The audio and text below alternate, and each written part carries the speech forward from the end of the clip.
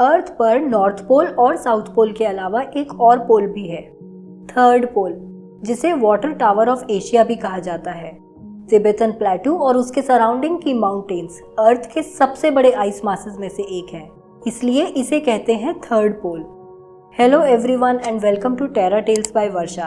और आज की लर्निंग जर्नी में जानते हैं दुनिया के सबसे बड़े फ्रेश वाटर सोर्स के बारे में, जो क्लाइमेट चेंज से अफेक्ट हो रहा है, और जानते हैं कैसे ये करोड़ों लोगों की लाइफ को इम्पैक्ट कर सकता है।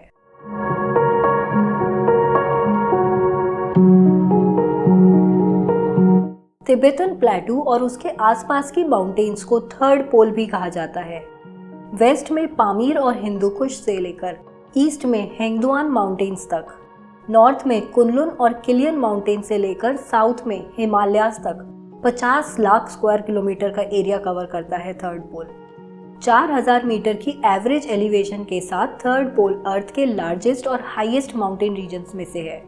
ये आर्कटिक और एंटार्क्टिका के बाद स्नो और आइस का तीसरा सबसे बड़ा स्टोर हाउस है, जहां मिलते हैं 1 लाख स्क्वायर किलोमीटर एरिया के ग्लेशियर्स। ये ग्लेशियर्स कई लेक्स को और 10 से ज़्यादा एशिया की बड़ी नदियों को फ्रेश वाटर प्रोवाइड कराते हैं, जिसमें आती हैं अमू दरिया, Indus, Brahmaputra, Ganga, yellow river, Yangtze नदी। ये नदियाँ Afghanistan, Bangladesh, Bhutan, China, India, Kazakhstan, Kyrgyzstan, Myanmar, Nepal, Pakistan, Tajikistan और उज़्बेकिस्तान में फ्रेश वाटर का मेजर सोर्स है। इसीलिए थर्ड पोल को वाटर टावर ऑफ एशिया भी कहा जाता है। लगभग 2 बिलियन लोग यानी कि वर्ल्ड की अप्रॉक्सीमेटली 25% पॉपुलेशन इरिगेशन, पावर और ड्रिंकिंग वाटर के लिए इन नदियों पर पूरी तरह डिपेंड करती है। पर फ्रेश वाटर का सबसे बड़ा रिसोर्स होने के अलावा थर्ड पोल क्लाइमेट रेगुलेशन और वाटर साइकिल में भी एक इम्पॉर्टेंट रोल प्ले करता है। साथ ही अपनी डाइवर्स और रिच बायोडाइवर्सिटी के कारण ये एरिया बहुत इंपॉर्टेंस रखता है। ऑल्टीट्यूड्स में वेरिएशंस के साथ साथ लार्ज लैटिट्यूड और लॉन्गिट्यूडनल एक्सटेंट की वजह से यहाँ बहुत से माइक्रो क्लाइमेटिक जोन्स बने हुए हैं, जो कि पेड़ पौधों और एनिमल्स की बहुत सी स्पीशीज़ का घर है, जैसे कि snow leopard, giant panda, red panda और Tibetan brown bear.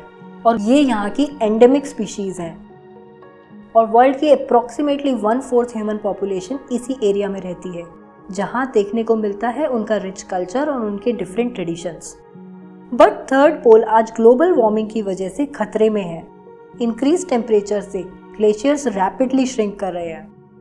Meteorological records बताते हैं कि पिछले 5 दशकों में थर्ड पोल का warming rate global warming rate के कंपैरिजन में डबल है। इंक्रीज टेम्परेचर से ग्लेशियर्स रैपिडली मेल्ट हो रहे हैं, जिससे रिवर्स में फ्लड्स के केसेस इंक्रीज हो रहे हैं।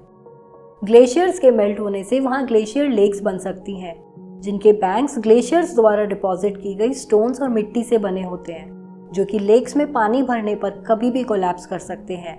और इससे वैलीज में सडन फ्लडिंग से ह्यूमन और एनिमल लाइफ के लिए खतरा बना रहता है।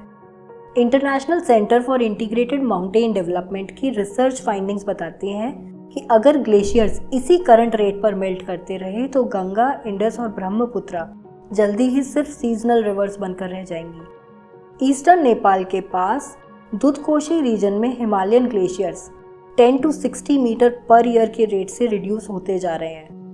रिसर्चेस ये भी बताती हैं कि थर्ड पोल के 500 से ज़्यादा छोटे ग्लेशियर्स पूरी तरह डिसअपियर हो चुके हैं।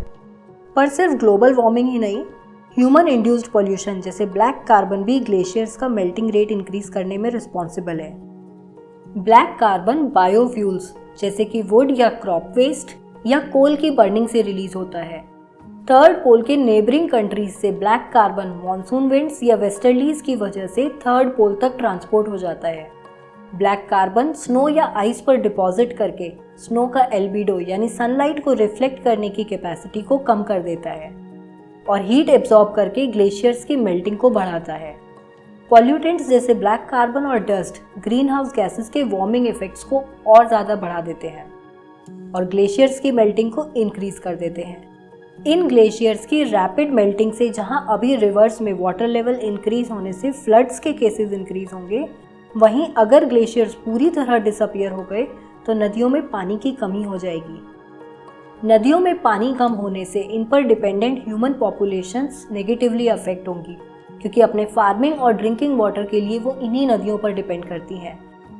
साथ ही इस रीजन की 169 animal species international union for the conservation of nature IUCN की 2020 red list of threatened species में शामिल है, जिसमें 16 क्रिटिकली एंडेंजर्ड स्पीशीज हैं। ग्लेशियर्स के मेल्ट होने से न सिर्फ लिविंग बींग्स पर बल्कि क्लाइमेट पैटर्न्स पर भी असर देखने को मिलेगा। ग्लेशियर्स के मेल्ट होने से ग्लेशियर लेक्स बन सकती हैं और उनके आउटबर्स्ट से वायलेंट फ्लड्स आ सकती हैं। हेल्दी थर्ड पोल पूरे एशिया के लिए बेनिफिशियल होगा। मेन फोकस ब्लैक कार्बन और ग्रीन हाउस गैसेस के एमिशंस को कम करने पर होना चाहिए, जिससे कि ग्लेशियर्स की रैपिड मेल्टिंग को कम किया जा सके, क्योंकि थर्ड पोल इकोलॉजिकल बैलेंस बनाने के लिए बहुत ज़रूरी है।